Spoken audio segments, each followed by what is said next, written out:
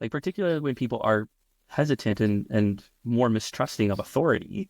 The church is steeped in authority, the authority of pastor, the authority of scripture, the authority of God, right? And so I think for the church, how do we, instead of just saying you need to do what the Bible tells you, um, how do we actually invite people into some sort of experience where they're able to work out these questions as individuals, but begin to understand and realize that that needs to be done in community. We need to encourage and create spaces where people can work this out but not in isolation or online, but in community with people, that their ontology, their understanding of reality can begin to be shaped by the world around us. And that's why I think tradition is actually really important and really useful, because it can create that for us a little bit. It's just when tradition gets possibly in the way of that, that's not the best. Ladies and gentlemen, boys and girls, podcast listeners of all ages and stages, welcome. Bienvenue chez episode 79, I believe, of the Jolly Thoughts podcast. As I always say and sometimes mean, this is an interesting conversation. Today, I have a conversation with a man named Joel Murphy, who works for a company, agency, institution, think tank, named Futuring Hub out of Acadia Divinity College, which is connected to Acadia University in Wolfville, Nova Scotia, just a couple hours away, frankly, from kind of where I live, my neck of the woods, and yet in some respects, miles and miles away in terms of my experience. So I actually know very, very little about it. And so it's really a great opportunity for me, as I mentioned very clearly in the episode. I'm discovering in real time through this, not something I did a bunch of research on in advance. I got somebody passed me this information. I said, goodness, this looks really interesting. And so this was really an opportunity for Joel to kind of walk me through what is futuring and how does futuring work, specifically, I guess, in the context of local church. But hey, I'm recording this on, January 10th, 2025. Wildfires are raging in certain places. The economy in between not in certain places, yes, but obviously California, wars are up in the air. The economy is, especially between Canada and the US, is incredibly tenuous.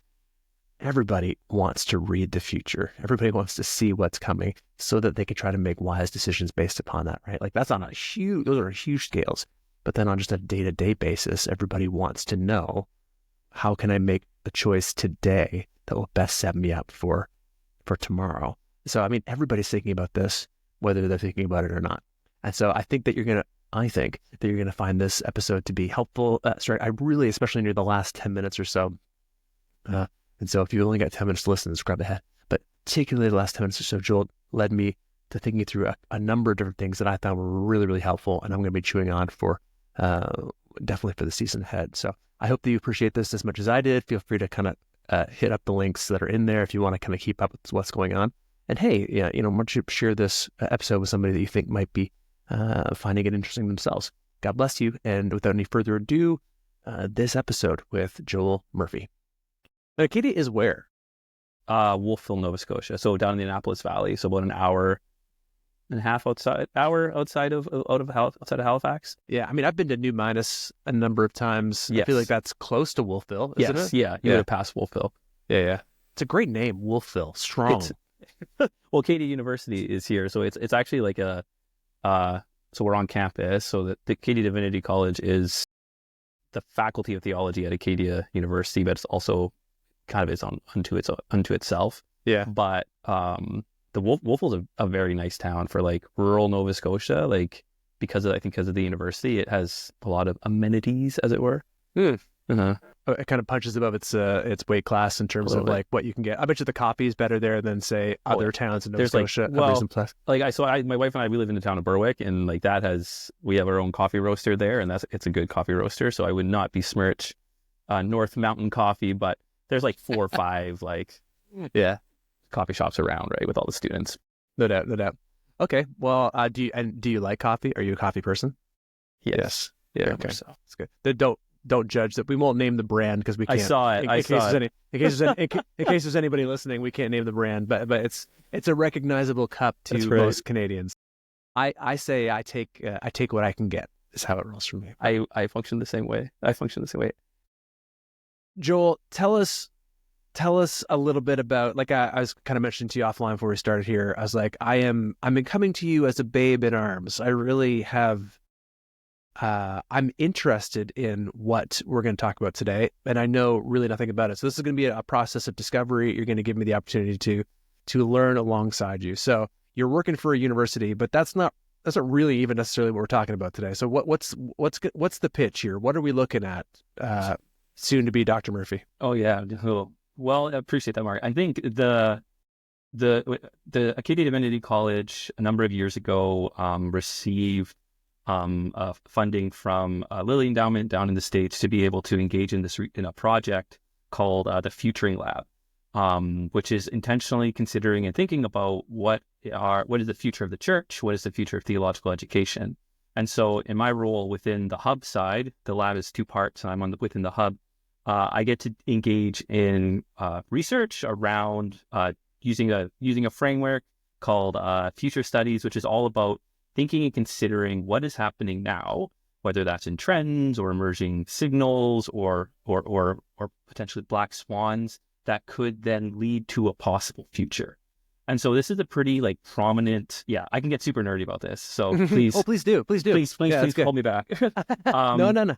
It's a really interesting future studies or futures research is a kind of a research, an interdisciplinary research or field of research within the social sciences, often used by businesses or by government, really to be able to think about what are consumer trends or what are possible disruptive technologies coming up, and then how do we respond, often in order to be able to ensure their bottom dollar is maintained.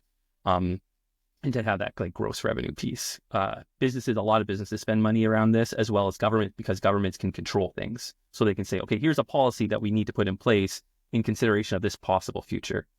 What we're trying to do is embed that kind of that thinking and that consideration within a theological perspective, recognizing that as Christians, or people holding a Christian worldview, we have a sense of what the future is. We're already kind of an anticipatory people. We're already thinking about, we just came out of Christmas. I'm thinking about the process of preparing and Advent, and we're waiting for something. And now we're in this other season of waiting. And so this idea of thinking about the future, we call it Theofutures research or Theofutures approach, is really about how can we learn from what's happening around us today, understand that through the lens of Scripture, through theological understanding, through our community, through our context, to then be able to think about what are possible futures and what are faithful actions that we can take now in the present to shape that possible future. Recognizing again that we can't control the future, that the future is ultimately unknowable, and that even as a church, we have this ideal of what a preferred future could be or is. We're not talking about that final big T or big concluding piece when Jesus comes, but more about what are we doing in that in between time, and how can we be faithful in our current context. So that's a really kind of fast, kind of nitty gritty approach of what we're doing here within the Futuring Hub. Right. Well, the good news is we don't need to be too nitty gritty. We actually can be as nitty and as gritty as we would like to be. We can really get down and dirty, as they always say. So Futuring. So right away, so this emerges as a business application. Is that the source of this? Does it come from sociology at first, or is it really at the end of the day how to make sure that widgets are able to be produced in the future at the right cost? I think that you can look at the history of it, and there is a lot around coming out of actually a lot of military pieces. So there's an RAND Corporation, which kind of has one of the strong initiators of this futures thinking around how do we anticipate what's happening, and then how can we be proactive in the present to be able to shape our possible futures. Futurists use the word futures with an S, because we don't know. It's an educated guess. We're looking at the signs and looking at the data and the trends that we're seeing, but then as we project out what possibly could be, it is an educated guess. And I think there is. So businesses naturally want to do that. They have the ability to do that. I think we're seeing more and more of an increased value in this type of thinking because things are happening and changing so quickly. So this idea of right? Of thinking about anticipating and considering. But we all do like future think. We do anticipatory thinking all the time, whether that's like, what am I going to say when talking to Mark, or how am I going to get home, or what am I going to thinking about my holidays this upcoming summer? Like we're doing anticipatory thinking all the time. What this is doing is just kind of trying to formalize it and be more strategic. But unfortunately, it is often co-opted by like big business and big organizations. It's funny you mentioned the military, though. When you were talking, I was remembering a book I read not too long ago. We did a series at our church on a book called Circle Makers. Not really relevant to futurist thinking, although maybe something else we could talk about is a spiritual aspect of kind of future-like thinking. But in the book, they give an example actually about, and I'm going to fudge it, I think it's in Norway. It's somewhere Norway-esque. But about these people who get a letter in the mail. It's a government. They get a letter in the mail saying that their lumber is ready or their trees are ready. And the government, people in the government are saying, I don't know where this comes from. Maybe you know the story. So the idea being that somewhere like back, I think it was 70 to 100 years before this, they tried to look into the future, and they saw that the price, or it was difficult to grow oak trees, the kind of oak trees that they were using to build naval boats. fleets at this point in time. Yeah. And so they decided they set aside a specific area. They planted a bunch of these kinds of trees. They guarded it, protected it. But then I guess bureaucracy, it kind of fell to the wayside in terms of like what the point of it all was. But luckily they did have some kind of a contingency plan that was like when they reach fruition, let the government know that these boats are ready. And now what they didn't know was that at that time in the future, most of their naval fleet would obviously not be using wood to build their boats. And so this kind of demonstrates both maybe the efficacy, but also the challenges of futurist type thinking, right? Well, and I think that's really, and that's a lot of the critique and the challenge of the field, because there's a lot of consultants in the space who are just putting out stuff all the time. And it's often like, what are the top 20 trends of like 2025, like, well, now like 2024, what are the trends? And looking at 2025. And there's a lot of like bluster. And often it's described as when Richard Slaughter describes it as pop futuring. So it's this idea of like, it's just surface level, like arched doorways are in fashion now. So that's a trend that we're seeing. But to your point, things change dramatically. And so when thinking about futuring, it's a challenge, and people can be quick to dismiss it because like, well, ultimately we don't know. And a pandemic could happen. And then the world changes dramatically. Even though there were some precursors to people thinking that something like that would happen. But I think it's a valid point. And I think like that's why I kind of find it compelling. And actually, I don't know if they hop into this right now, but like I view it in the way that we're trying to engage with this idea of thinking about the future. I'd be curious about your role as a pastoral leader. It feels like almost an act of faithfulness in terms of, and kind of this developing this spiritual discipline of understanding and recognizing the times, seeing how things could be changing, and then through discernment and theological reflection and prayer, thinking about and considering if change does happen, what is a faithful response now? It's kind of the idea, we were doing some community-based groups, and one of the members was talking about it could allow us to ask the big question around faith, around culture, around how that then relates to the church before it's a big question, which I think is the hope that I have in it. It's not to be like a dictating, like, oh, you got to get on top of this, right? Like, we need AI pastors, here we go. I think it can actually maybe support more discernment. It's a wisdom. It's like a developing of wisdom, I think, in the moment for it. Yeah, that's interesting. I mean, my mind is going in a couple different directions. One of them is, I don't have the passage at hand, but just the idea that an Old Testament kind of view of prophecy was, if you got it wrong, you're probably not a good prophet. I think bad things happen to those people, or at least bad things were prescribed to happen to those people, right? So in your space, are there people who are like good futurists and people who are like bad futurists? Like what kind of a track record can anybody even have at this point in time to say these people seem to have a pretty good rate of kind of trajectory thinking, and then other people you could tell they're kind of hacks or quacks or whatever? Like, is it starting to happen already, or? Yeah, I think, well, who's to say in terms of quality? Uh, There are like within the broader field outside of kind of like the Christian world, there are pretty prominent folks who have engaged in the work. Um, I think in the Christian space, it gets a little bit more tricky. There are some like authors, I'm just trying to remember off the top of my head.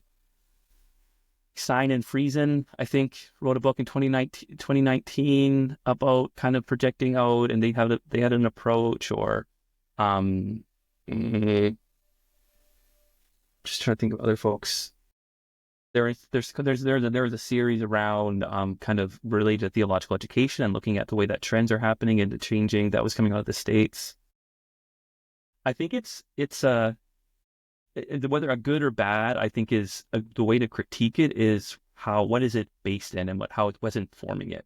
I think by saying that is when we do our futuring work, or we put out like this is a possible trend, or this is a weak signal of the future, we need to be very cognizant of where that data is coming from, how we are coming to project that out, and whose voice is informing it. Because ultimately, like my perspective and my upbringing and my social location influences my perspective of the future, but what I think is important. And so it's important to be able to think about where are the voices, what is the data that they're gathering to be able to put that out, and then whose voices are informing that. Because if it's only coming from like Barna, for example, which is they put out some great research and whatnot, it's one particular view, but it's really compelling when I think we can see different signals of the future coming together and then coinciding, and then being like, okay, there is something here. We're seeing something change around, and it could be not directly related to the church, right? It could be directed in culture, or in the broader world and technology space. And then the exciting part is, okay, like theologically affecting, considering what does this then mean for me? Like, I'd be curious, based on your experience, like how has discipleship changed since you first entered ministry, and where's that now? And then as you think about what you're seeing, like where is it going? Right? Because I'm sure you have insights around that or thoughts about that. I do, but I'd rather hear from you. I'll give you. You can take a drink of water at some point, no doubt. Yeah. So I think you've dropped a couple terms already, like weak signal and these kinds of things. And so maybe it'd be helpful to get some kind of definitions as we go along here. But before we do that, just to make sure that we have people hooked in, yeah, we're talking about what futuring is, but like, what is the actual output that we're talking about today? So what is Futuring Hub? So yeah, the Futuring Hub is essentially a research space where we are engaging with this Theofutures research to be able to try and identify and propose possible futures of the church based on research we're seeing, as well as considering of theological education, like what is the future of theological education? And so specifically the theological, like you're looking at how will people be prepared for whatever kind of theology, wrestling, or engagement they need in the future? Partly, yeah. I think looking at like the way that higher education is changing. So thinking about the way that what's the future of learning, what's the future of belonging in those higher educational spaces. But then I think for me, I'm a practical scholar. So when I think about doing research, like I did my doctoral work at Mount St. Vincent in Halifax, in the field of education, and I think that when we think about the future of theological education or Christian education, whether at a university or seminary or at a local church level, it has to be informed by the future of the church. So what is the way that the church is changing or could be changing? What are possible futures of the church? And then how does it then translate to higher education or theological education? So the Futuring Hub is a research institution within Acadia Divinity College that we're trying to work and partner with our like local congregations and denominational partners to be able to engage in meaningful research and provide like resources and output to be able to support people to think critically, as well as be empowered to be able to be what the future could be, to be more proactive versus reactive, which often the church, I think, struggles with. And particularly in the East Coast, I think like we're a couple of years behind the rest of Canada, and Canada is a couple of years behind. This is shocking. I'm still wearing Technicolor. What are we talking about here? right? I don't know if you're old enough to even know what I mean. It's for kids who don't know, it doesn't matter. But Technicolor was really hip when I was a kid. Technicolor is a big thing. So yeah, sorry, I said Technicolor, but I meant Hypercolor. Do you know what I mean by Hypercolor? They were T-shirts that if they got hot, they changed color. Oh. So like if you sweat in them, or if you like would like blow on your shirt, the shirt would change color. It was very, very 1980s, like futuristic. I had pencils that did that. Yeah, there you go. Well, it turns out it's much smarter to find out whether your hand is hot than your armpits are hot. And I'm wondering if maybe that's why the fashion trend never really caught on. Just bear this in mind. So Futuring Hub is not about fashion, although I'm sure that you take that into consideration, but it's about the church and about how the church. So what I'm probably hearing is this is a bit of a two-way street here. So you both need the church as a channel that's feeding data into the Futuring Hub. Like in other words, you're probably getting information from churches and then synthesizing it, analyzing it, considering it, etc. But then you're also hoping to output that information back to churches so that they themselves can. So you're kind of a pra-academic middle gate for kind of like these kinds of things. So how long has this been going on for? How long has the hub been up and going? That's a great question. And I should probably know it off the top of my head. ADC received the funding, I believe, in 2019. Is that? No, that's not right. I'm not sure. It received the funding, and then I've been in my role for almost coming on 3 years here. And so really we were kind of just getting into the flow of it. And so it's been a fun experience because there aren't a lot of examples of theological institutions or Christian organizations as a whole having the time and quite honestly the funds to be able to do something like this. Like this is my job is to work and do data gathering from like primary sources such as churches, but also we're leveraging some AI software to be able to scan the internet around like what are emerging things, what are trends that are well established, but also what are kind of on the peripheral, again, using the term weak signal. So this idea of things that are not yet well established or prevalent, but could be. And if they were to gain popularity and momentum, they could then become they could have significant impact on our society, on the churches, etc. And so it's been going on for maybe 2 or 3 years in terms of the hub, the work that we're doing here. Okay. So in a moment, I want to ask for like an example of one, hey, what's like one thing that we could actually look at that's an output that's been used or that's had some consideration. But so I think you kind of said it. Weak signals are indicators of things that might be, but they're not strong. Is that right? And so is that weak and strong signals are? We're just talking about like the likelihood or the volume maybe of the indications. What other kind of terms do we need to be familiar with if we want to understand your work? Yeah, I appreciate the term like weak signals is really, I like the terminology signals of change.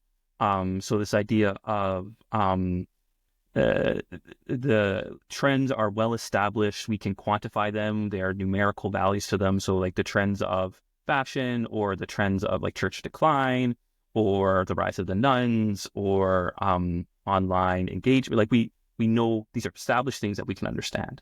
But the next category that we leverage is something called emerging considerations, or sometimes used emerging issues. I like strength-based. So considerations.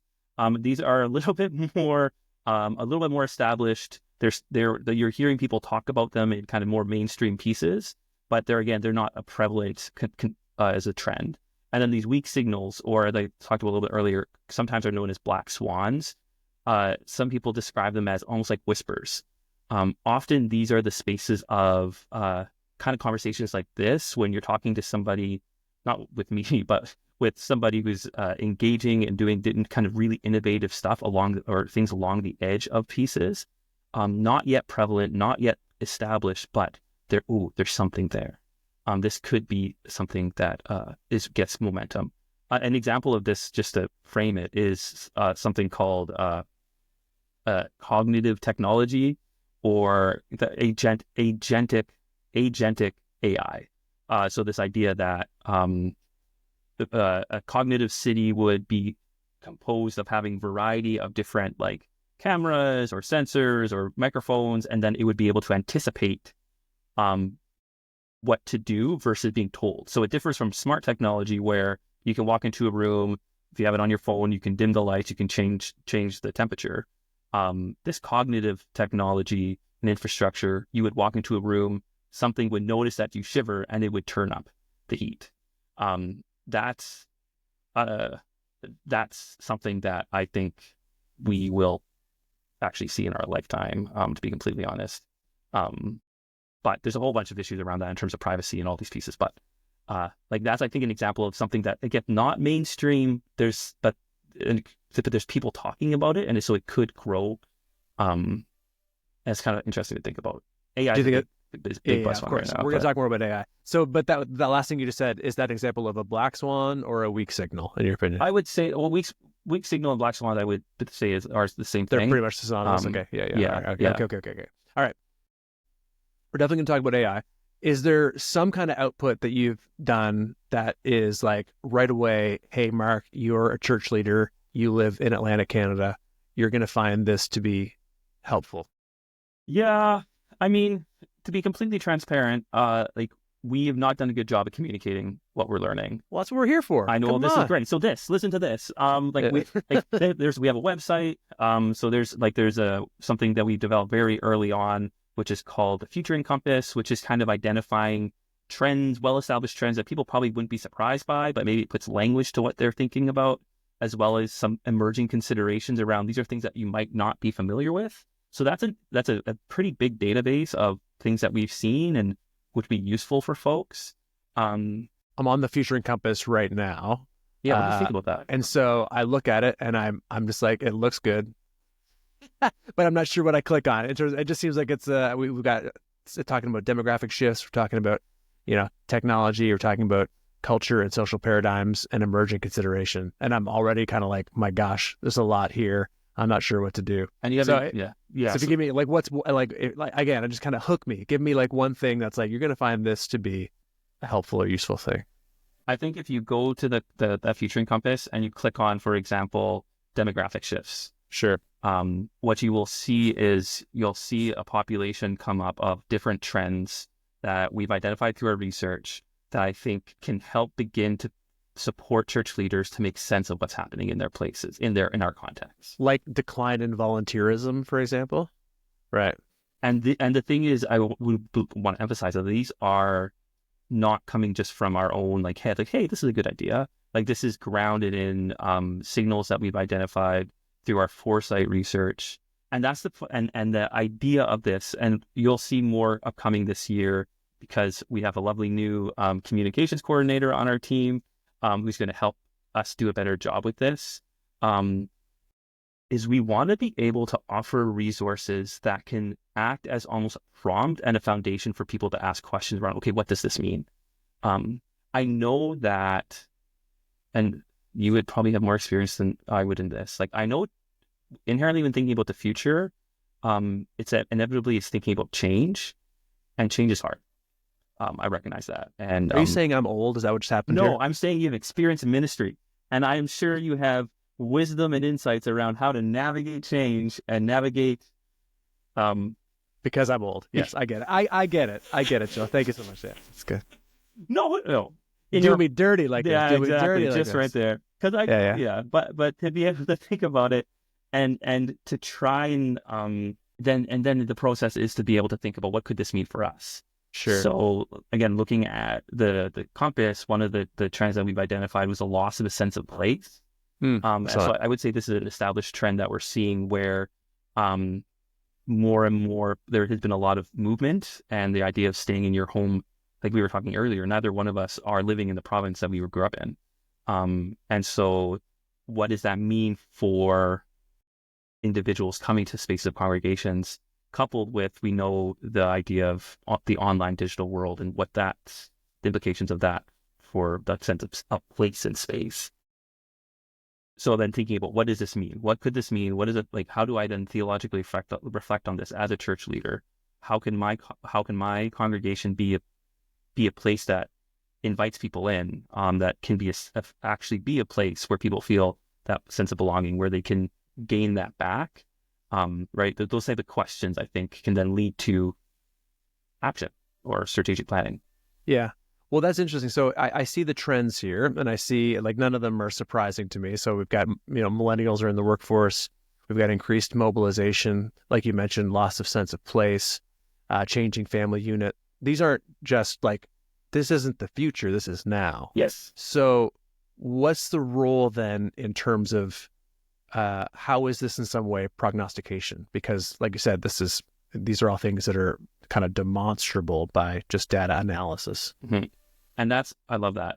So that what it's allowing us to do is there's thinking about the future encompass is a result of what we call an environmental scan. So the environmental scan is looking at what's currently happening.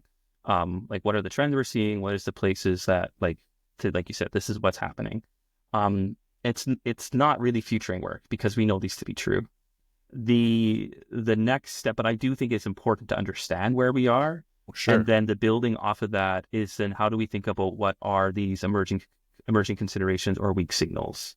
So for example, one of the things that I talk a lot about is this idea of self-curated spirituality, which again it's really prominent. And when I've talked about it with people, they're like, oh yeah, like, oh, that's me. Or, oh, that's my cousin or that's my niece. But I think this idea, we need to be talking about these more. And so we can then spin out, and this is when you talked about outputs from futuring. One of the fun things that we get to do is be a little bit imaginative and creative and thinking about like, what are possible future scenarios? So this week, this emerging consideration, self-curated spirituality, what would that look like in the year 2040? And then we can be creative and think about maybe it's somebody sitting at their home in like rural New Brunswick, but attending a church in anywhere in the world, which is already happening. But we can illuminate it a little bit more, and we can pull in other trends and to be able to kind of fill this robust scenario, which then I think allows us as church leaders to be able to be imaginative of like, oh, this is what it could be. And then we can ask the question, do we like it? Do we not? And so those type of scenario development is one of the outputs that can come out of this futures thinking, which to be completely honest, I was a little bit nervous about putting out into the world because I don't want people to be like scared or feel like there's just some level of like, this is what is going to be. But more of the ideal, I think, for putting out scenarios or future scenarios is to be able for us to think about what could this look like, and then be able to respond. Do we like this? Do we not? What aspects of this do we think are important? How does it align with our theology? How does it not?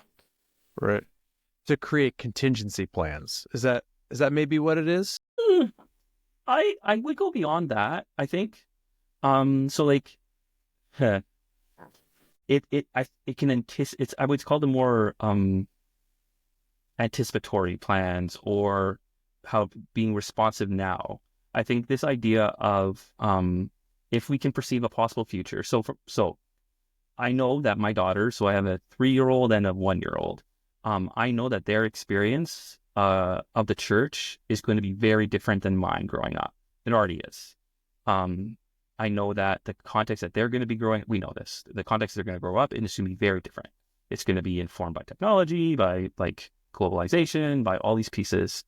And so then I think the question that I ask myself, and is kind of like this kind of underlying value that I have in this work, is, are there actions that I can take now in the present? So not like necessarily contingency, but be proactive to think about, okay, in the future, I think it's going to be really hard for my daughters to have something stable to stand on because everything is fluid.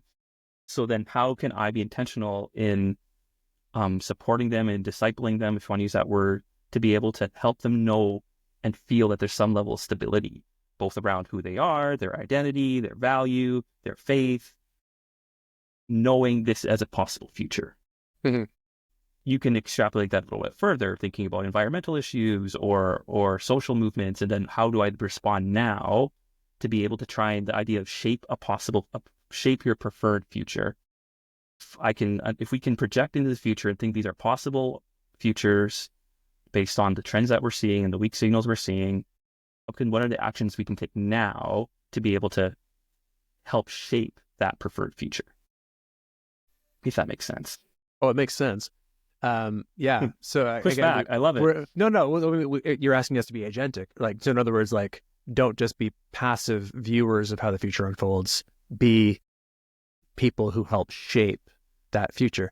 But that kind of, in some respects, I don't know. That's good. That's a good thing. But it comes with great power.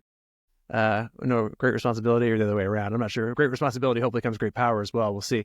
But yeah, like, going back to the scenario that you mentioned about the idea that somebody who lives in like one province is going to church in another province, or frankly in another country. Like our church, I literally this morning was having a conversation with somebody who were in New Brunswick. We have a couple campuses here in New Brunswick, and they have a small group member who's part of their church who lives in Ontario and has become an active member of not just their small group, but of our church. Now, during the pandemic, the season of 2020 and the few years thereafter, our church had not only people from other provinces, but from other countries who became literal, actual tithing kind of members of our church, right? So we are part of this. Like, we know how this goes.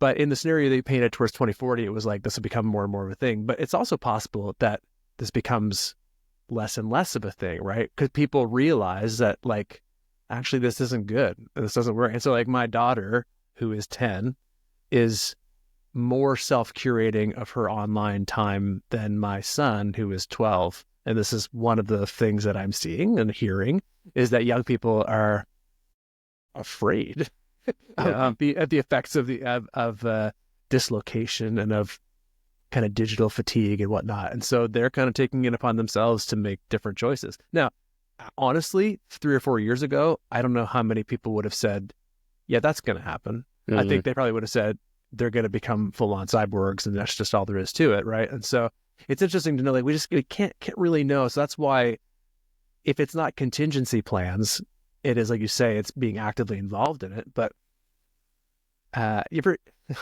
watch too much TV apparently. Let me see, what's the show called? Travelers. There was a sci-fi show called Travelers, and it got canceled after 3 years. You should check it out. I think you'd enjoy it. And it's all about these people who, anyway, I can't spoil it, but the bottom line is it's kind of about a supercomputer who is trying to constantly project the future, and every time that it goes wrong, it has to course correct, because it has a built-in limitation on it that says that it can't kill people, but it can do everything else to try to correct the future. So it's like, it didn't work, and it's kind of always calculating. So, like, everything that we do is always based on limited knowledge, right? And so, like, what's going to happen in 5 years is maybe actually discernible, but what's going to happen in 15 or 20, I mean, I don't know. Which is not to say that there isn't value in this. And I'm curious, we have a weird element that we as Christians, or as church people, and different strains of Christians will have even more interest in this than others. But, like, we also have, like, at least a lot of us believe that some people can hear the future, or have access to the kind of things that maybe not everybody else does. Although I just literally had a conversation a few days ago with a guy named Matt McGuire, who is he's a parapsychologist, and he was talking about so I don't know when this will come out, but anyway, he was talking about the idea that maybe everybody actually has access to the future. But that's neither here nor there. Getting back to Christians, in what respects does the Holy Spirit's work? You mentioned earlier things like prayer and discernment. That really is, like, I would say categorically different than just data analysis and reading tea leaves. Yes. It has to do with actual, like, external revelation. What role does that, if any role, play in how Futuring Hub works? No, I think so, like, I'm not a theologian, so I'll say that up front. I think the nature and that's the reason why I actually really love working in this space versus just outside of the church. And obviously, as a person of faith, it's really rewarding. But I think the idea of discernment and kind of like and prophetic wisdom, I think is a valid and important part as for us as we've been engaging in this process. It's one of the 4 kind of theological tenets that we have within the approach, this idea of wisdom and prophetic planning. And so I think ultimately the Holy Spirit has the ability to exert itself and shape and move with power. That's, I think, a part of many Christian traditions. I think this idea of seeking wisdom and discerning what faithful changes might be required is this act of reflection and discernment, and with intentionality. I think the struggle that I have is I think that there is a really important space for prayer and the Holy Spirit leaving space.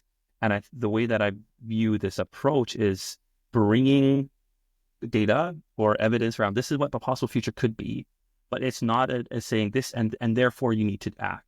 It's actually, for me, again, it gets kind of that act of faithfulness saying this is what we have, this is what we're seeing in the data, but let's actually stop and discern and pray and in community and as individuals. And we use there's the 4 voices of theology, which is a really lovely framework to be able to think about what could this mean, what does this mean, and then make decisions around action. Like strategic foresight isn't strategic planning, which I think is a lovely distinction, because we can get you to this point thinking about what's out there, what we're seeing, and then ultimately the next step is what do we do with that information? And that's where I love the wisdom piece. Right. Like, here it is.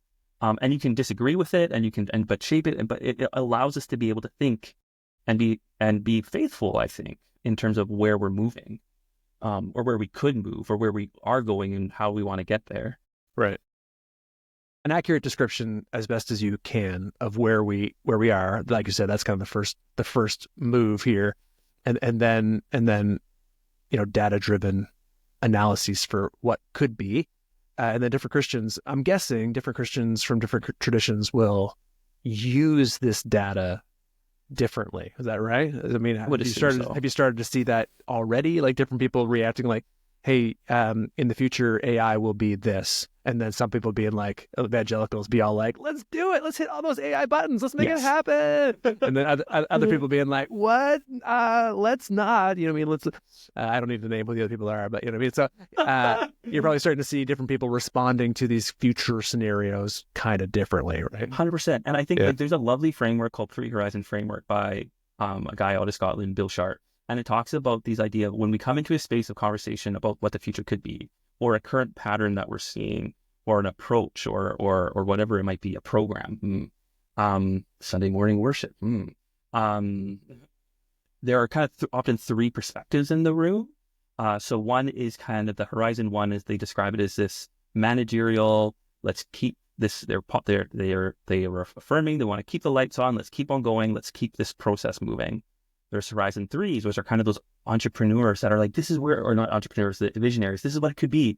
Flying cars, total green energy, like we're living on Mars, et cetera, like these very highfalutin, what we could be. And then Horizon 2 sits in between them. And it's this idea of being able to think about how to leverage and go between those 2 horizons to be able to say, this is actually, we need to be able to keep the lights on. So we can't just stop doing everything we're doing. But there is opportunity and there are things changing. I think the lovely thing about that approach, and I say this as much as I can, when we think about the future, it's not necessarily about throwing away everything that we're doing. I think an important part, right, is thinking about where did we come from? How did we get here? How have we navigated change in the past? And then out of this approach, it's what are the principles and the values and the beliefs I would insert that we want to keep into the future, which I think is actually really amazing for Christians because we have a history to draw from. Like we have traditions and beliefs and values that transcend time. And so now it's really for us in this period of time to think about how do we live those out now? I was thinking, and this isn't a fully formed thought, and you can tell me to be quiet because it might not make sense. But I was this morning in my devotion, I read about out of Matthew the salt, the parable of the salt and the light on the hill, and that lose its saltiness, or why would you hide it? Yeah. And then there's this question of how do we stay salty, I guess is a typical question, and not just ignore or pretend that we're still salty, or close ourselves off from the world to keep our saltiness, but really the salt is meant to be for the world. So are we still salty?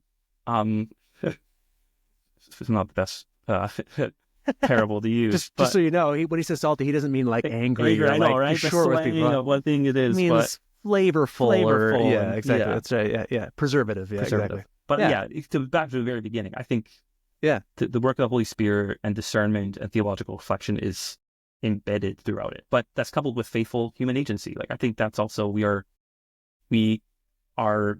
the divine thumbprint. We are filled with the Holy Spirit. Like God has commissioned us, and so how do we move within this understanding of knowing that ultimate future, believing in that a priori God and the plan that we're called to, but also being faithful in our response. Just as Moses sent out the spies into the promised land to see what was there, it's this kind of this act of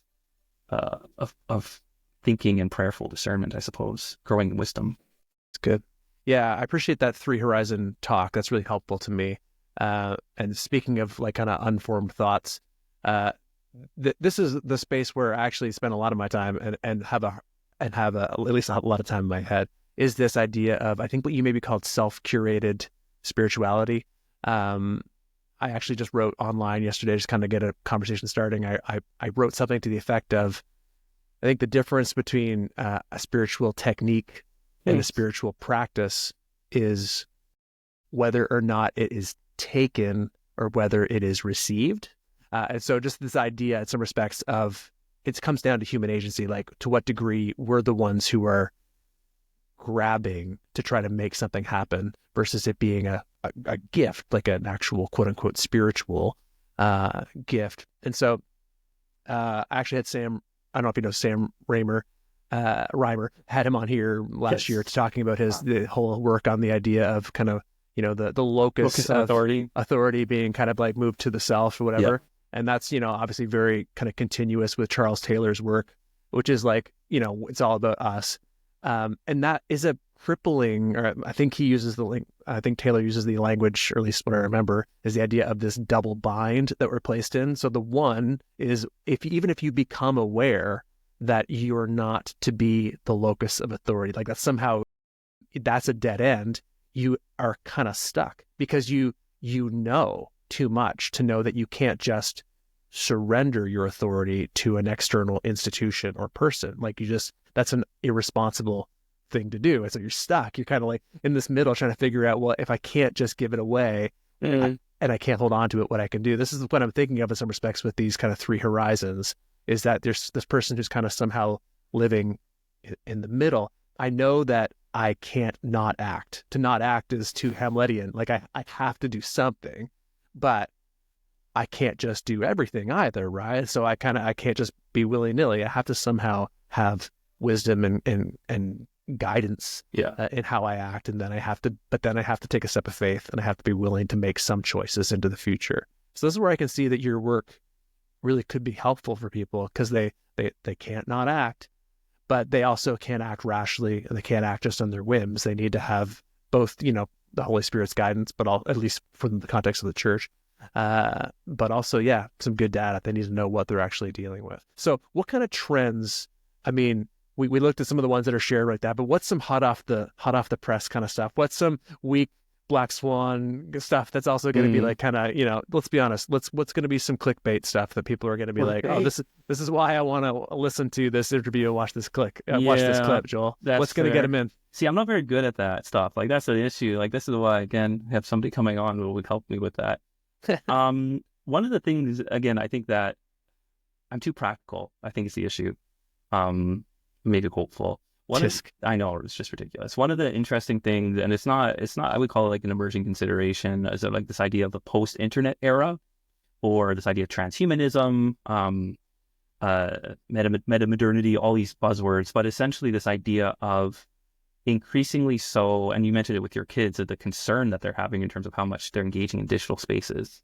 But we are seeing trends and signals validating the idea that people, particularly younger people, are more comfortable online, COVID, as well as that there's this idea of my identity and who I am isn't just embedded in my space where I physically am, but is actually permeable. The online and the offline experience is permeable. So like my identity and who I am begins to flow into those spaces. And so it's beginning to see this reciprocal relationship between who I am embodied, but as well as who I am online. The implications of that are, I think, when it gets interesting, when we think about the rise in AI influencers, which I'm sure people have been seeing a lot, or AI generated images. The internet is full of non-human agents or entities. When you say AI influencers, what do you mean by that? Look up Meta AI influencers. They are putting out full-scale, like, AI generated images, which come across as influencers around whatever product, and you can't tell. Like video clips, or oh yeah. Yeah. And it's when you say they're influencers, like they're talking about like products, what cologne they're really finding hot for 2025, or what they're thinking about. If you look up Notebook LM, I'm not sure if you played around with that, but that is I think it's Microsoft, but it's again it's an AI space, and you can put in content and it'll generate like a 7 to 8 minute podcast based on the content you put in. And I swear they have two people talking. There's like the cadence. It sounds like a human. Well, I've heard one of these. I heard one, somebody, because it was like for this really niche, I can't even remember now, but it might have been like a course that somebody was generating. It was really, really niche. But then they shared this podcast about it, and there was two like a broadcast level conversationalists, and it took me about 5 minutes in to realize that I was like, oh, this must have been AI generated. So yeah, I remember like a few years ago seeing the famous thing where Joe Rogan was interviewing somebody, but Joe Rogan wasn't interviewing somebody, and I'm sure it's only become much more believable since then. I haven't seen as much of it. Maybe I have seen some of it and just haven't realized it. Okay, so this is a trend that's happening, and what should we just now stop writing sermons and just get, I mean, if you're an online church, I mean, come on. Well, that's just the question. And honestly, I think that's where imagination and creativity and courage are essential in thinking about these pieces, because do we need, when I can get content from anywhere in the world, another interesting trend is the death of the knowledge economy, which is pretty buzzy. That's my good clickbait. But like death of the knowledge economy, this idea of we are actually past experts. We are past. Oh, that's been a decade. Right? And so like we're in this space where it's actually not about what you know. And so in saying that, when we think about people preaching on a Sunday morning and spending all that time and energy and effort to come up with, I'm sure, lovely and great sermons that people don't care about. Yeah. I think there is something important around, I know that there is something important about preaching, and I know there is something important about teaching. Contextualization, I think, is going to be increasingly important. I think, thinking about like that idea of self-curated spirituality, what might be of more value in today's age, in today's church and the future church, is pastoral leaders helping their congregants not necessarily receive knowledge, but learn how to discern knowledge. Be able to decipher and be critical and have digital literacy around what are you actually consuming, and are you aware of the algorithms that are informing your Facebook thread, and are you aware of that is actually beneficial for some larger, this is a little bit conspiracy theorist, but I don't think it's totally, insidious organizations framing there's people who control algorithms, they're coming from somewhere, and so we get in that echo chamber. And that is a large contributor to the polarization and all these pieces. And so for the future, could the role of a pastor be less about that knowledge disseminator and more about that curator of, these are things that I'm reading. This is some of the things that I've been thinking about. These are some of the ways that I'm approaching different learning, and I'm a little bit and discerning, is this good? How do I engage this biblically? And that would actually serve congregants really, really well. Particularly, and it's all connected, like particularly when people are hesitant and more mistrusting of authority. The church is steeped in authority, the authority of pastor, the authority of scripture, the authority of God, right? Getting back to Sam's book, this idea of locus of power or locus of authority, it's moved to the individual. And so I think for the church, how do we, instead of just saying you need to do what the Bible tells you, how do we actually invite people into some sort of experience where they're able to work out these questions as individuals, but begin to understand and realize that that needs to be done in community. We need to encourage and create spaces where people can work this out but not in isolation or online, but in community with people, that their ontology, their understanding of reality can begin to be shaped by the world around us. And that's why I think tradition is actually really important and really useful, because it can create that for us a little bit. It's just when tradition gets possibly in the way of that, that's not the best. You heard it here first, folks. No more sermons. Joel says by 2040, there will be no more sermons in churches. And I don't know if that will be the case, but because people love it. But I'm holding you to it. I'm going to come back for you if it doesn't happen. I'm just kidding. Yeah, that's really good. I mean, it's also partly why, when you refer back to like tradition or whatever, it's partly why I think one of the things that I discern is that there is and this isn't futuring, although I'd be curious to know if you've seen anything along these lines, is that there is a marriage, or at least a dating relationship, between the current Christian church and just general societal conservatism. People who are leaning, who are just naturally wired, to use kind of Jonathan Haidt language, whoever, like their palate leans towards conservatism. They are making there's a recent resurgence of those people finding language and usefulness for the Christian church, and I think that's a helpful, that could be helpful, but it could also be a bit of a challenge that we have to kind of determine whether we actually want to tie that knot into the future. So that's I would agree with that. Yeah. There's and again, I don't want to go down or be too pessimistic. I can slip into that pretty quickly, but there was a really lovely article done by a religious sociologist out of University of Waterloo, out of Europe, and they use the term religiously diffused, and they were talking about this idea of, again, hopefully I understood it properly, and I think so, that we're seeing, obviously there's people who are non-religious, but this idea of being religiously diffused, or I think, Sam talks about it a little bit. There's another scholar, culturally Catholic, I want to say Amanda Day, talks about this idea of people are becoming culturally Christian. And I think I guess what you're talking about is this, we actually, because of, and this is again a little bit, because of the way that the world was so shaken up coming out of COVID, where a lot of power structures are being challenged, and our things are just kind of, our structures and what is solid and what is true in the postmodern world was thrown out the window. People are looking for something solid to situate themselves on. And I think for people who aren't even Christian, this idea of particular conservative Christian values offer something solid,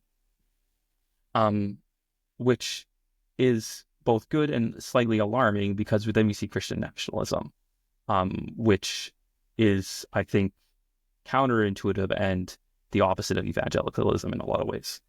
But yes, I think that is something that, again, if the church was able to be aware of, this is what's happening for us, people are looking for something, they want something solid, but if we are going to put ourselves in this box and say, put rigid boundaries and hard boundaries, we can still hold on to truth and our values and our theology, but if there is a firm line in the sand, people aren't going to cross it, or we're just going to encourage are we going to contribute to the polarization that we're experiencing, which again, I don't think is biblical. People talk about divided, right? Like we don't want to be a divided people. Religious diffusion, I think, is a really interesting thing that we're beginning to see. And the nature of religion, I think, or belief is changing. And again, then how do we then respond to that when you're in this space of confusion and post-truth? How can the church be a space where people can come with all that wrestling and questions, but also provide them that like there is actually something, like it isn't all about you. There is something outside of your existence that is worthy and important and actually can give you life. Well, listen, now I'm going to be bookmarking on my Internet Explorer Futuring Hub so I can go there all the time. I'm just kidding. I don't use Internet Explorer. Do you even know what Internet Explorer is? I know that. The interweb. Here we go. Yeah, that's right. Okay, cool. Hey, listen, what is the best way for people who have been, their curiosity has been piqued? What's the best way for them to actually connect it? Is there what would you recommend they do? We're going to be coming up with different opportunities in terms of how to engage in the work. Ultimately, we'll want to be able to be with people and like support the contextualizing of this work, because every context is different. So the best way would just be to reach out to me, send an email, joel.murphy@acadiau.ca, to be able to engage in the conversation, because every context is going to be different. The people are different, the space is different, the communities are different. And so then it's thinking about how can we take what we're learning, bring it to and then how can we work with you to be able to discern and be able to help support you as you think about moving forward and considering what faithful steps could be as you prepare for possible futures. Beautiful. You can also swing by futuringhub.ca, and there's some links, so you can definitely be starting to poke around there. I think you'll keep yourself busy for a little while. But yeah, this is, Joel, I appreciate your time. This has been really, really fascinating, and I know we could have gone down any other number of rabbit trails, but we'll save that for future considerations for people to poke around in. So no, I really appreciate it. And yeah, like you said, like I appreciate the question, pushing back on it, right? Like how can where's the spirit involved in this? What does this mean for me as a local church leader? Because ultimately together we need to be thinking about the future, and not in a way that's fearful, but in a way that's hopeful, knowing that we have things to be able to offer and that we can partner with the Holy Spirit to do amazing things now as well as into the future. That's good. Appreciate it. That's good. Thanks, Joel.